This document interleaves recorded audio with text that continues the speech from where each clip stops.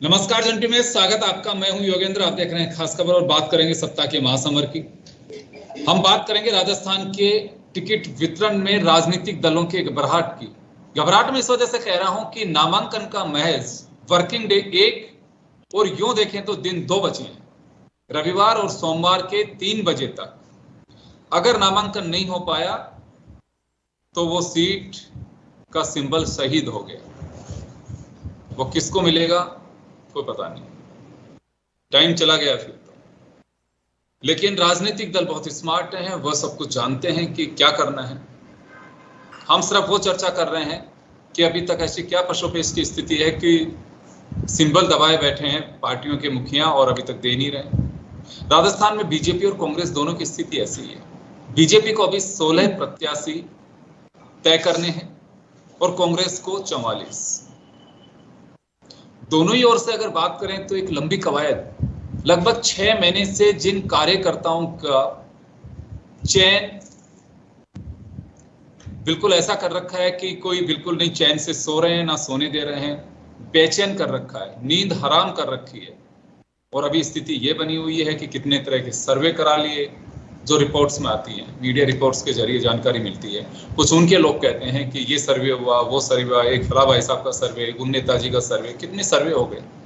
उसके बाद भी स्थितियां ये बनी हुई हैं कि या तो दागियों की तरफ ताक रहे हैं या कि टिकट की एक्सरसाइज से इस खेल में लगे हुए राजनीतिक दल कि नया कौन आ सकता हमारे कुनबे में जिसको हम टिकट थमा दें। खैर, लेकिन टिकट तय करने में राजनीतिक दलों की भी मनोस्थिति और उनकी परेशानी को समझना चाहिए। तो कई बार दया भी आती है, तरस आता है कि बेचारे राजनीतिक दल।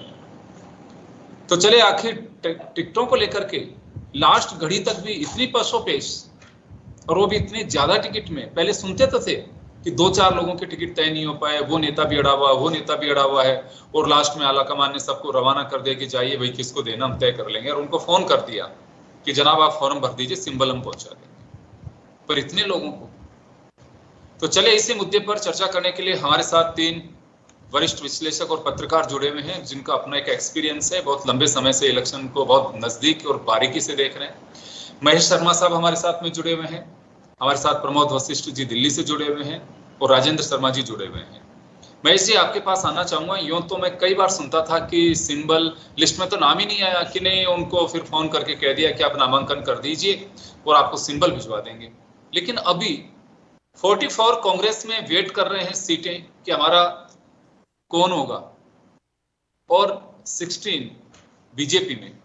तो क्या लगता है इतनी बड़ी संख्या में कभी देखा आपने पहले कि प्रत्याशी लास्ट मोमेंट तक तय ही नहीं कर पा रहे हैं? मैंने जैसे पहले भी कहा कि एक वर्किंग डे और यूं देखें तो 2 दिन बाकी हैं बस। अब देखिए, अभी तक का जो भी राजस्थान विधानसभा के चुनाव का जो इतिहास रहा है, उसमें जहां तक मेरे जब तक अनुभव की बात है, तो ये बहुत कम ऐसे अवसर पड़े थे जो कभी 3 या कभी 4 मतलब टिकटों को लेकर के ही अंतिम समय पे मतलब क्या कहता उन्होंने 24 घंटे से के भीतर भीतर दिए गए थे टिकट। अन्यथा लगभग सभी को ही समय पर दे दिए जाते थे चुनाव और सिंबल। लास्ट में जब अगर किसी के बहुत कम संख्या में रहते थे तो मतलब क्या था उन्होंने सिंबल दे दिए जाते थे सीधे टेलीफोन के जरिए कि आप तो जाइए और हमने नामांकन फाइल। लेकिन इस बार ये कांग्रेस का जो है, जो देखा है कि जिस तरह से बड़े पैमाने पर 44 तो कांग्रेस के हैं और बाकी जो है ये 16 जो है, इतने बड़े पैमाने पर जो मतलब कभी मतलब टिकट के लिए वेट नहीं रहा है। अब चूंकि इसमें बहुत अगर यूं देखा जाए कि इसमें अटकाव बहुत ज्यादा रहा है, क्योंकि इसमें व्यक्तित्व की लड़ाई अपने अपने खेमे के लोगों को मतलब टिकट दिलवाने की शायद संभावना की वजह से ये सारा सब कुछ हो रहा है। बाकी कहीं ऐसा है, कुछ लोगों को इशारे भी कर दिए गए हैं दिल्ली से, और जिस तरह से ये राजस्थान में ईडी की कार्रवाई हो रही है या और दूसरी जो भी हो रही है, तो कहीं ना कहीं कोई ऐसी बातें हो रही है या जो विवादित चेहरे हो गए हैं या किसी कारण से मतलब जिनके खिलाफ कभी कोई अनुशासन समिति में कोई मामले पेंडिंग रहे हों, और ये सारी जो कवायद जो चल रही है, शायद इसी की वजह से ये विलंब हुआ है। चाहे लेकिन बीजेपी में जो है, बीजेपी में भी है कि पुराने खेमीबाजी की वजह से शायद ये जो इतना जो विलंब हो रहा है, जो जयपुर की, खासकर जयपुर की जो सीटें हैं उसको लेकर के मैं जहां तक समझ रहा हूँ खींचतान ज्यादा है। चाहे वो जी। किशन पॉल बाजार को लेकर के हो, चाहे वो मालवीय ये आपके आदर्श नगर को सिविल लेकर के लाइन्स हो, है, आदर्श नगर सिविल है। लाइंस के, हाँ आदर्श हालांकि नगर है। हवा महल विद्याधर नगर में प्रत्याशी मानते हुए फॉर्म तो भर दिया गया है, लेकिन अधिकृत सूचना अभी तक आई नहीं है, क्योंकि जो पार्टी के सीनियर लीडर्स हैं उनका भी कहना है कि हमारे पास में कोई इन्फॉर्मेशन नहीं है, लेकिन उन लोगों का कहना है कि हमें कह दिया गया है कि आप फार्म भरिए। चलिए मैं वापस लौटूंगा आपके पास में, प्रमोद जी के पास आना चाहूंगा। प्रमोद जी, दिल्ली में इतनी बैठकें, इतनी कवायद, वाकई ये लगता है कि राजनीतिक दलों में नेताओं को करना क्या पड़ता है? अब लगता है कि नेताओं को तो बहुत कुछ करना पड़ता है। नहीं, बिल्कुल आपने सही कहा। इस बार तो जैसे पहले कहते थे ना, हम टॉर्च लेके कैंडिडेट ढूंढ रहे हैं, इस बार तो मरकरी लेके घूमे गली गली। और एक नहीं, मतलब अपने अपने कितने कितने हर नेता ने अपने टीम छोड़ी है, हर नेता अपनी टीम छोड़ गई, ये अच्छा रहेगा, ये वो रहेगा। और आखिर में देखो 44 इनके, 16 इनके लटका ही दिए। अब इनके पास सिर्फ 4 घंटे हैं, 11 से 3 तक नामांकन, बस कल संडे की छुट्टी है। सिर्फ 4 घंटे में प्रत्याशी बिल्कुल बिल्कुल सब कुछ करना पड़ेगा। और जिस तरह, और लेकिन ये बात है कि वो जो अभी आपने कहा कि सब कुछ कह दिया गया है, लिस्ट नहीं आई। जैसे अभी स्वरूप विलास पैलेस अलवर में मीटिंग हुई बड़ी, तो अभी अलवर शहर का कैंडिडेट नहीं आए थे, लेकिन भंवर जितेंद्र सिंह ने घोषणा कर दी बिना सूची कही, जैसे 2 साल में गहलोत जी ने की थी। 5 कैंडिडेट होगी कि भाई अजय अग्रवाल को है फाइनल कर दिया। वो उन्होंने घोषणा कर दी अलवर शहर के लिए, अभी जस्ट आध घंटे पहले की बात है। तो सबको ही दरअसल संदेश तो दे दिया गया। लेकिन इस बार ना, महेश जी भाई साहब कह रहे थे कि मशक्कत तो वास्तव में इस बार ज्यादा ही हुई है, बहुत ज्यादा दोनों पार्टियों ने मशक्कत की है। और अब ये देखना, ये दोनों पार्टियां अब उसमें उलझ गई हैं कि अब मुद्दा क्या बने, मुद्दे क्या होने जाएंगे, मुद्दे किस तरह से चुनाव लड़ा जाए। और टिकट का इसलिए मैं आपको कह रहा हूँ कि अब तो धमकी वाले बयान भी शुरू हो गए। जैसे नक्षम चौधरी है, वो कामा की प्रत्याशी, उन्होंने कह दिया कि मुझे गोली चलाना भी आता है, ईंट का जवाब पत्थर से दूंगी।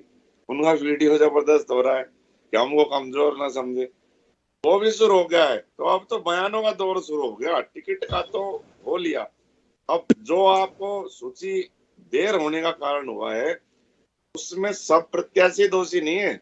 उसमें दोषी हैं जैसे महेश शर्मा कांग्रेस के, और बहुत राजनीति के हर फन में माहिर नेता शांति धारीवाल कोटा के, वो ऐसे जो लीडर हैं, धर्मेंद्र राठौड़ आर्थिक सलाहकार गहलोत जी की, तो उनके जो ये नेता हुए, इनकी जो छवि विवादित जैसे भी हुई, इस तरह से भी हुई पार्टी में कि गहलोत जी के प्यार में, गांधीवादी नेता के प्यार में इनकी बल्ली मुझको लगता है चढ़ गई। शायद इनको तो टिकट, मुझको लग नहीं रहा कि जैसे जिस तरह से सूचनाएं आ रही है कि टिकट उड़ चुके हैं। भारतीय जनता पार्टी ने जो 16 सीट का होल्ड का मामला है, उसमें एक बड़े वरिष्ठ लीडर, उनसे मेरी बात हुई दिल्ली में, उन्होंने बताया कि इसके पीछे रीजन कांग्रेस की सूची है।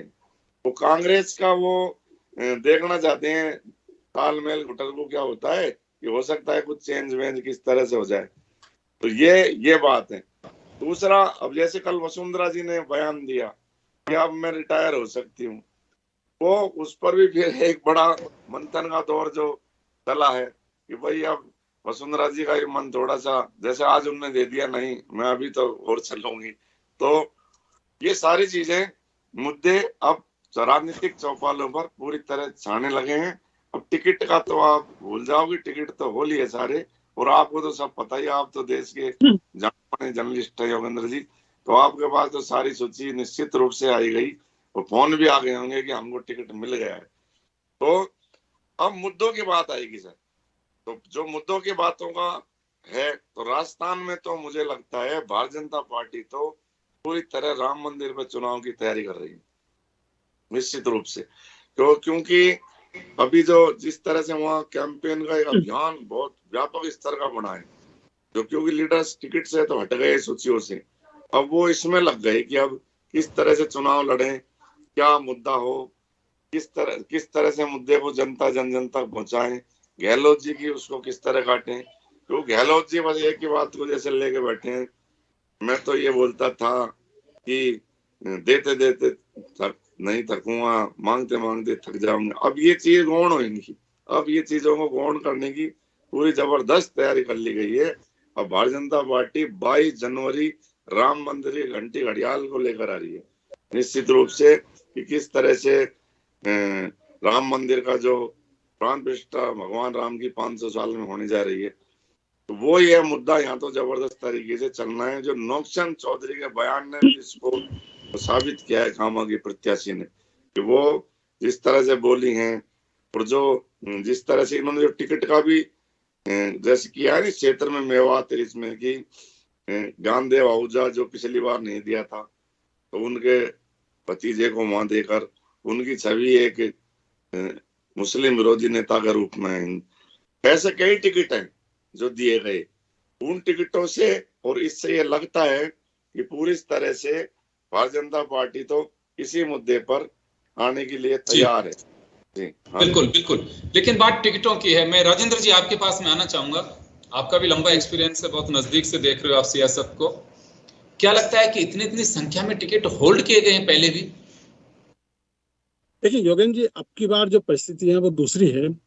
कांग्रेस या अशोक गहलोत जी की जो बात की जाए तो वो रिवाज बदलने की या रिपीट होने की बात कर रहे हैं। दूसरी तरफ बीजेपी ये चाह रही है कि किसी भी तरीके से जो परंपरा चलती आ रही है कि एक बार कांग्रेस एक बार बीजेपी, वो परंपरा कायम रहे। इसको लेकर के सारा ये मंथन चल रहा है, जो भागदौड़ चल रही है, सोच विचार चल रहा है, वो सारी चीजें इन चीजों को लेकर चल रहा है कि कैसे भी सत्ता को अपने को सत्ता प्राप्त करनी है, और सत्ता प्राप्त करने के लिए अपने को जिताऊ कैंडिडेट चाहिए। सवाल है कि काफी कुछ मैं महेश जी और वशिष्ठ जी की बात से सहमत हूँ, पर मैं एक दूसरी बात कहना चाहूंगा कि जो 3 टिकट हैं, महेश जोशी जी, शांति धारीवाल जी और धर्मेंद्र जी, इनको छोड़ करके भी बहुत बड़ी लिस्ट है, छोटी मोटी लिस्ट नहीं है। देखिए वैसे तो सरकार बनाने के अंदर एक सीट का भी बहुत फर्क पड़ता है। इन 3 टिकट को अगर मान लो अलग कर भी दिया जाए तो करीब 40 से ज्यादा 41 के आसपास ऐसे 43 सीट, फिर अगर 3 सीट को माइनस करते हैं, क्योंकि अभी माइनस करते हैं तभी 41 सीट ऐसी है, 44 है, क्योंकि 156 हो चुके हैं। 44 में से 3 अलग कर रहा हूँ मैं, 44 में से 3 अलग कर रहा हूँ। किन 3 को अगर मान लो अलग भी कर दिया जाए, इनको लेकर के ज्यादा मंथन चल रहा हो। अभी महेश जोशी जी वापस दिल्ली गए हैं, अब क्या स्थिति रहती है। पर देखिए दोनों दल पिछले 6 महीने से तैयारी में थे। कांग्रेस कह रही थी कि हम चुनाव घोषित होने से पहले ही हमारे कैंडिडेट घोषित कर देंगे, पर आज मतलब कल संडे की छुट्टी है, कल नॉमिनेशन नहीं होगा, और परसों लास्ट मंडे को लास्ट है, और वो भी केवल 11 बजे से लेकर 3 बजे तक का जो टाइम है वो टाइम रहेगा। इसलिए टाइम अब बहुत कम रह गया, और जो निर्णय कर लेना चाहिए था पार्टी को वो कर लेना चाहिए, दोनों पार्टियों के लिए खासतौर से बात है। अच्छा, अब दूसरे क्या कि हम एक दूसरी चीज ये देखा जा रहा है कि साहब कौन कैंडिडेट आता है सामने। हालांकि देखिए आप बीजेपी का तो काफी कुछ 16 को छोड़ करके सारी चीजें क्लियर हो गई कि ये कैंडिडेट रह गए, बदले जाएंगे तो कोई एक आध एंड टाइम पे बदले जाएंगे, वो भी कल तक स्थिति साफ हो जाएगी। तो उस स्थिति के अंदर कांग्रेस को भी अब जल्दी से जल्दी कैंडिडेट अपने घोषित कर देना चाहिए। जल्दी क्या, अब तो समय है ही नहीं, इसलिए कम से कम आज रात को या कल सुबह तक कर देना चाहिए, जिससे कि आगे कुछ तैयारियां हो सके। अदरवाइज ये कि जैसे कि अभी जी कह रहे हैं साहब के अंदर जसवंत सिंह जी ने कह दिया कि साहब ये लोग नॉमिनेशन कर दें, या जयपुर के अंदर आर तिवारी जी ने भर दिया, जबकि औपचारिक घोषणा अभी तक नहीं हुई है, कुछ इस तरह की और चीजें आई। इससे क्या भ्रम की स्थिति ज्यादा पैदा होगी, एक चीज। दूसरी चीज, विद्रोह वाली स्थिति एक दूसरे के खिलाफ बहुत ज्यादा होगी। इसलिए जो भी कुछ करना है, जो भी पार्टी चाहे बीजेपी हो चाहे कांग्रेस हो, उनको अपने कैंडिडेट्स को नाम की घोषणा करके और बिल्कुल अब इलेक्शन मोड के अंदर जैसे बन गया ना, बिल्कुल अब कैंपेनिंग मोड के अंदर आने की तैयारी कर देनी चाहिए। अभी तक अगर इसी के अंदर अंतिम समय तक यानी 6 तारीख तक यदि हम केवल कैंडिडेट चुनने में ही लगा देंगे तो फिर हमारे पास समय कम रहेगा, क्योंकि अभी आपको मैनिफेस्टो बनाना है, मुद्दे आपको तय करने हैं। देखिए अब तक की जो स्थिति चल रही है, योजनाएं और दूसरी चीजें, वो मुद्दे चलने वाले नहीं है। अब मुद्दे आएंगे बिल्कुल नए, और हर दिन मुद्दे बदलेंगे। बिल्कुल आपको मैनिफेस्टो जारी करना है। अभी तो इलेक्शन की रस्म आएगी, अभी तो कहा जा रहा है कि बान बैठने से पहले की चीजें चल रही हैं, अभी तो बहुत सारा काम बाकी है।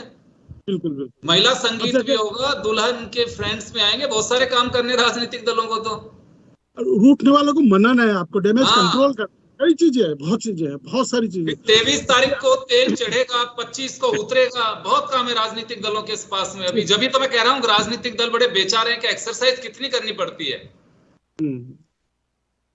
महेश जी आपके पास में आना चाहूंगा मैं।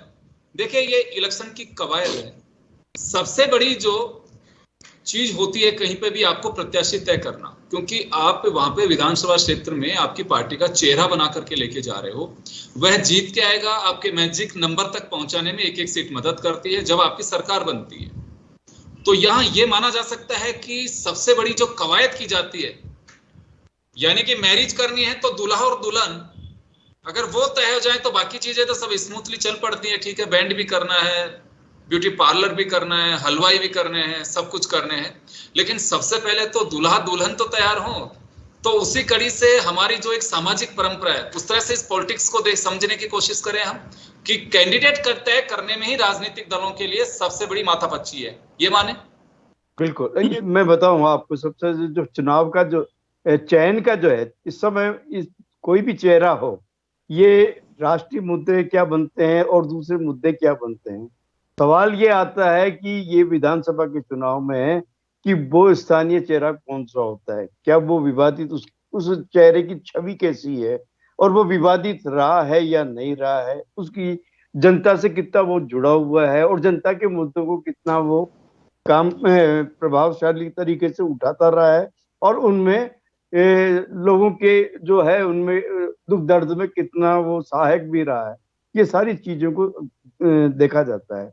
अब सवाल ये आता है कि मैं जहां तक समझ रहा हूँ कि इतने बड़े पैमाने पे जो टिकट घोषणा तो संभव है कि कांग्रेस वाले आज तक कोई डिक्लेयर कर दें ये चेंज, या बीजेपी वाले भी डिक्लेयर कर दें, लेकिन सबसे बड़ी जो दिक्कत है कि कई ऐन वक्त पर वापिस जो अभी तक दोनों दलों की तरफ से जो सिर मुठोवल या मतलब बाढ़ धरने प्रदर्शन वगैरह घोषित जो प्रत्याशियों को लेकर के हुआ था, रूठना बुटने का इतना टाइम ही नहीं रहा है और न वो पार्टी आला कमान जो है उन प्रत्याशियों को इतना समय देना जो कि विद्रोह वगैरह हो सके। और बिल्कुल एक स्ट्रेटेजी ये भी हो सकती है, आप सही फरमा रहे हैं कि समय इतना कम दो कि कुछ पता ही नहीं लग पाए। जी, यही है मुख्य रूप से मैं ये भी एक पॉइंट है जो प्रमुख रूप से प्ले कर रहा है पीछे पर्दे के पीछे, कि एकदम हमारी बगावत ये महसूस नहीं हो। हमारी कांग्रेस में तो बिल्कुल सब सही है, भाजपा में भी हमारे सब सही है, और ये उठा पटक मतलब व्यक्तित्वों की लड़ाई भी है। आप ये देखिएगा कि आपने जितने भी टिकट दिए हैं उसमें कांग्रेस में जहाँ गहलोत साहब की अभी तक मतलब बताया है वर्चस्व हो रहा है, लेकिन वहां मतलब जब भाजपा में है तो वहां ये भी सवाल उठे हैं, बीच में विद्रोह भी उठ रहे हैं कि साहब वसुंधरा खेमे को मतलब क्या कहते हैं मतलब तवज्जो नहीं दी गई है। ये तमाम जो चीजें हैं बुनियादी बेसिकली कहीं न कहीं बड़े नेताओं की मतलब क्या कहते हैं अपने प्रतिष्ठा और वो भी दाव पे लगी हुई है कि हम कितने अपने समर्थकों को टिकट दिखा। जी जी प्रमोद जी आपके पास आना चाहूंगा मैं एक बात जरूर कहना चाहूंगा यहाँ पे। मैंने एक बार शेयर किया था, कोई मित्र भरतपुर से आए थे तो उन्होंने कहा कि पता नहीं चुनाव तो लड़ पाऊंगा नहीं लड़ पाऊंगा, लेकिन मैं भी बायोडाटा देने आया हूं तो किसी डंके से नेता से दिलवा दीजिए। मैंने 2 पूर्व प्रदेश अध्यक्ष मित्रों को रिक्वेस्ट की, उन्होंने बायोडाटा ले लिया। बड़ी रोचक वाकया बताया उन्होंने दिल्ली में कि मैं किसी एक बड़े नेता के घर पे हूं आज कि ये तो खुद ही बायोडाटा देने आए। ये हालात अभी कभी आपने देखे हैं कि जो खेमों में नेता बटे होते हैं, जो ये कहा जाता है कि बेटे देते हैं, यानी कि जो रेवड़ियां बांटते हैं, टिकट देने का वादा करते हैं, उनके खुद का टिकट का गारंटी नहीं है। क्यों? गारंटियों का दौर चल रहा है, इस वजह से मैं गारंटी शब्द का यूज कर रहा हूं। ये दौर देखा आपने पहले कभी, जो आज बदलाव मैं देख रहा हूं राजस्थान की सियासत में? सर बिल्कुल, ये जो इस बार है ना, ये बिल्कुल आप सही बात कह रहे हैं। इस बार ऐसे ऐसे लीडर को लाइन में लगना पड़ा है जो आप सोच नहीं सकते। तब जब सोनिया गांधी जी ने वो पहली लिस्ट में देख के सूत्रों के मुताबिक जो उन्होंने ये कह दिया था, ये नाम कैसे है, ये तो विवादित है, उस टाइम सूची रुक गई थी। उस सूत्रों से माने तो राहुल गांधी ने जब ये कह दिया था कि आप गहलोत जी ये कहते थे कि मुख्यमंत्री तो उससे बैर नहीं, विधायकों की घेर नहीं, फिर इतने विधायकों को टिकट क्यों दिला रहे हो। ऐसी ऐसी चीजें जो हुई ना, तो नेताओं की धड़कनें बढ़ गई बड़े नेताओं ने तो मना कर दिया, भाई मैं कुछ नहीं कहता, राहुल जी देखेंगे जो करेंगे। अब मैं एक उदाहरण आपको बताता हूँ बड़ा जोर का टिकट में। धौलपुर जिले का मलिंगा जी का आप जानते हैं नाम को अच्छी तरह, उन्होंने ये 74 जी का हड्डी तोड़ दी थी एससी के ये इंजीनियर की, सुना होगा आपने। उनका टिकट रोक दिया खड़गे जी ने, वो ये इसी पर, इस एप्लीकेशन पर, और अभी तक अटका हुआ है बिल्कुल टिकट। गहलोत जी मतलब वरिष्ठ नेता जो राजस्थान के, बड़ी ताकत लगाई हुई है, लेकिन वो अड़े हुए हैं कि मलिंगा उनको टिकट ना दूं धौलपुर जिले का, जो उसी बात पर कि एससी का यही अंत था। तो जो आप बता रहे थे, आपने बहुत बढ़िया बात कही शादी की। तो अभी तो क्या है, ये तो सावा चिट्ठी सौंपी है आज कि भाई सावा, सबने अधिकारियों को सावा चिट्ठी 6 तारीख तक सौंप जाएगी, फिर नाराज भूपाजियों को मनाया जाएगा। अब कौन नाराज भूपाजी 9 तारीख तक मानेगा, नहीं मानेगा तो 9 तक लास्ट है, और भूपाजी महा करेंगे कि मैं आऊं कि नहीं। तो नाराज जो भूपाजी मान जाएगा फिर ये दौर चलेगा, है ना। अब 7 तारीख को तो ये लिस्ट ही बनेगी अभी कि भाई कौन मेहमान आ सकता है, कौन नहीं आ सकता, जांच होगी। तो जो आपने अभी उदाहरण विवाह से इसको जोड़ा, बहुत शानदार। तो सबसे बड़ी जो टिकट के बाद में है ना, टिकट के कारण ही जो ये भूपा जी तैयार हुए, इनकी स्थिति उसमें है। अब ये मनना बड़े हो जाएंगे, हर जिले में आपको 2-3 भूपा जी तैयार है। कई तो ऐसे शक्तिशाली है जिनका रुतबा वो मानना मुश्किल लग रहा है, कई तो ये भी समीकरण बिगाड़ेंगे। अब टिकटों के कारण ही आप देखिए, अब यहाँ बसपा से ज्यादा इस बार वो क्या नाम है उसका, आजाद समाज पार्टी, चंद्रशेखर देखो कितना मतलब जो आ रहा है, कई जिलों में कई टिकट देख लो आप, उससे बहुत प्रभावी टिकट है। जीते या नीचे अलग बात है, लेकिन वो अच्छे वोट लेंगे, जमानत शायद बचा लेंगे। तो ये नई पार्टी जो रजिस्टर्ड नहीं है राजस्थान में, अगर किसी ने केटली भर दिया चुनाव चिन्ह तो इनको मिलेगा भी नहीं। अल्फा बीटा से इस कवायद को एक बड़े महापुरुष से जिक्र किया। अभी बड़ी चौपड़ के पास में ऐसे ही कुछ लोगों से बातचीत कर रहे थे, जैसे खबर के लिए या चैनल के लिए। तो एक सज्जन ने कहा, मतलब बहुत बुजुर्ग से थे, बहुत ही बुजुर्ग से, तो बच्चे ने कहा कि वो मीडिया वालों को यहाँ लेकर के आओ। मैं गया उनके पास में, खंडे के पास में, वो बहुत ही बुजुर्ग से व्यक्ति थे। मैं कहा, तो उनकी बोली मेरे कम समझ में बैठ रही थी। तो उनका कहना था कि मैं 13-14 साल का था जब राजस्थान के अंदर देशी रियासतों का एकीकरण चल रहा था। तो सरदार पटेल आए हुए थे यहाँ पे, गोविंद देव जी के पास में सब्जी मंडी लगती थी। तो मैं मेरे बाबा के साथ में सब्जी लेने के लिए आया था। तो मैंने पूछा बाबा से, तो उस समय हेरिटेज की जो गाड़ियां आजकल चलती हैं उस टाइप की गाड़ियां हुआ करती थी। तो उस समय पटेल साहब कभी तो यहाँ पे, कभी उसके पास में, कभी यहाँ पे, इस तरह से चल रहा था। तो बोला आजकल तो टिकटों का भी देशी रियासतों का एकीकरण की तरह चल रहा है, कभी कोई कहाँ मीटिंग कर रहा है, कोई वहां पक रहा है। हंसते हंसते फिर उन्होंने पीठ थपथपा करके कि ठीक है भाई, ये तो लोकतंत्र है, मजे करो तुम भी। मतलब लोग कहाँ से बारीकी से देख रहे हैं कि देशी रियासतों का एकीकरण हो गया, लेकिन हमारे नेताओं से टिकट नहीं बांटे जा रहे। हाँ बिल्कुल बिल्कुल आप सही कह रहे हो, बिल्कुल आपने सही कहा कि टिकट नहीं, जिसमें जो, और हर साल है ना 5 साल बाद एक नई चीज जरूर आती है, 5 साल बाद कुछ ना कुछ नया आता है। अभी आपने वो सत्यपाल मलिक जी ने का जो इंटरव्यू लिया था राहुल गांधी ने, तो राहुल गांधी मुझे पद की लालसा नहीं, मुझे नहीं बोल रहे हैं पद की। आपने शायद पूरा इंटरव्यू सुना होगा टिकटों का, और उसमें सारा वो, तो ये सारी चीजें है ना AICC में पूरी तरह से चली हैं, और भारतीय जनता पार्टी के मुख्य कार्यालय में पूरी तरह से चली हैं। और लेकिन इस बार ये जरूर कम हुआ कि जो प्रत्याशी थे वो जिले में अपने लीडर तक, बड़े तक रहे। सीमित इतना ज्यादा पड़ाव दिल्ली में लगना या इतनी स्थिति वहां नहीं हुई। हालांकि विरोध करने कुछ आप पहुंचे हैं कि जो अपनी इस तरह की राजनीति जो हो, जैसा लोअर का भी एक विरोध है, विरोध करने पहुंचे। लेकिन टिकट का जो था, इन्होंने इतना वो किया कि भाई इस तारीख को मीटिंग वहां होगी, इस तारीख को यहाँ होगी, इतना पैनल में आप नाम दे दीजिए। और लेकिन पैनल वेलन सर्वे वर्वे सब पे कई टिकट ऐसे हैं जिनका तो कोई उस क्षेत्र से मतलब ही नहीं था, जहां उस क्षेत्र में उसको भेज दिए।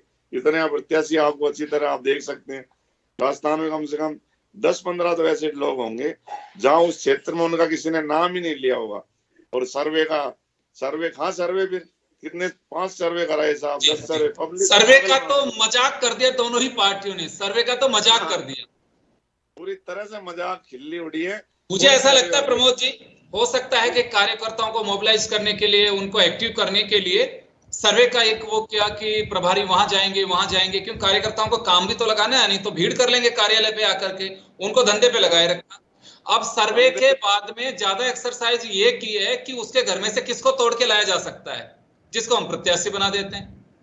ना, आपने सही कहा। अब है ना, नेता का इसमें, इस टिकट में एक बड़ी चीज है, नेता और कार्यकर्ता की जो है ना अंतर साफ समझ आ रहा है। सीधा संदेश दे दिया, भाई तुम अपनी दरी को तैयार रखो, आपको दरी उठानी, पट्टी उठानी, जय श्री राम। अगर बड़े नेता करो आप बन गए, नेता कार्यकर्ता का खाई है ना जो पूरा अंतर है वो सामने आ गया कि तुमको पट्टी उठानी है। अगर तुम्हारी जरा सी अप्रोच नहीं है, पकड़ नहीं है, तो आपको टिकट विकट नहीं मिलना भाई। आप टिकट तो नेता को ही मिलेगा जो हो गया। तो इसमें आप पूरी सूची में आप मुझे एक कार्यकर्ता गिना दो, पूरी सूची भाजपा कांग्रेस की, कि जिसको ऐसे को टिकट दिया हो जिसने पूरे, भाई एक कार्यकर्ता को दिया साहब, ये अपन कह सकते हैं नया, उसको ये दिया, या किसी बड़े लीडर के चिपक रहा हो उसको ये टिकट दिया जो क्या कुछ उसकी पहचान हो उसको। अब आप इस कार्यकर्ता की देखो ना, राहुल गांधी ने ये कहा कि मेरी जो उसमें चले पद यात्रा में, उनको कितने टिकट दिए मीटिंग में, है ना। बाद में इतना वो साहब इसको तो अब बता दो आप कहाँ टिकट दिए।